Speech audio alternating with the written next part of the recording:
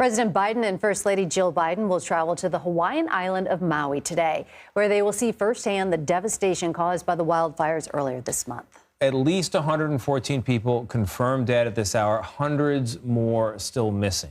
President and First Lady are expected to meet with survivors, also emergency responders, and they're expected to talk about the federal government's pledge to help with the recovery efforts. There is a heightened concern also at this point about the impact that the wildfires are having on the local ecology. And on that point, we want to bring in Elizabeth Pickett. She is the co-executive director of the Hawaii Wildfire Management Organization.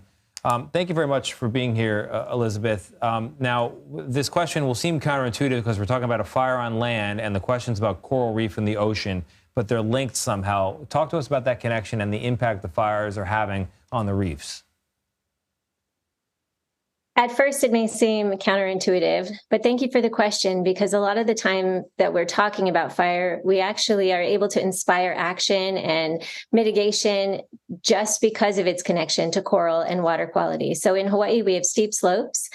And typically when we talk about fire, the fires are happening in the wildland environment. And then we worry about how burned soil ends up charring and becoming water repellent, and then it sloughs off and we lose topsoil, which supports vegetation. But also all of that ends up going into the ocean through our streams and waterways, and we have giant sediment plumes that then smother coral reefs. Coral reefs are very sensitive to light and pH and salinity and all sorts of things. And so when they're covered with dirt and the water is full of sediment, they really struggle to grow. And at this point, we're really concerned about the commercial and community areas that have burned. That is an entirely new level of worry that we have in terms of the synthetic materials and toxic chemicals, char and ash from homes, commercial structures, burned vehicles.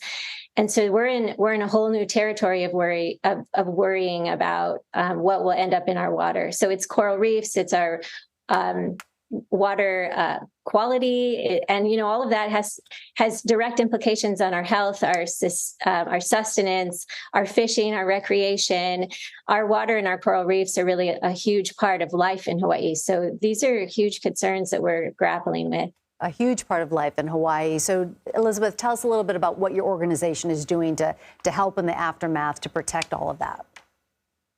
So our organization works usually ahead of fire and after fire. We are not a suppression agency, and we've never had to respond to this level of grief and rebuilding and recovery. So what we're focusing on, and we want to remind people, is that there were 7 fires burning on 2 islands at the same time. We have a lot of communities at risk. We have a lot of communities that are ready and wanting support to do their preparedness activities and their mitigation and education. So what we're trying to do, and what is in our wheelhouse, which is to support those communities to get prepared, to learn more. And then as it becomes, shifts over into a post-fire recovery on the landscape, we're prepared to do that emergency stabilization of soil. So those are what's in our house to do, and we're ramping up our ability to be able to do that and support in those ways. So, Elizabeth, when people think about the cause of these fires, what made them so fast-moving and deadly, they bring up the wind. But another component of it that I've been reading about is also the fuel itself. So the grasses, some of them that are not native to Hawaii, that were brought in over the years and that are more likely to burn than what was there natively. Now that they have burned in many cases and there is burn scarring on the land, is there any hope that somehow what would grow back could be that original species that maybe retains water more, has more moisture? Could in the aftermath there be an opportunity for a replanting that is more ecologically stable than what led to this tragedy? Of course, that's the hope, but it requires massive human involvement and investment in order to replant. And we have a lot of private land, so that might not be their desired land use after this. What we know is that when fire burns through these grasses, what comes back is more grass. And these are fire-loving species that are adapted, so they regenerate prolifically after fire.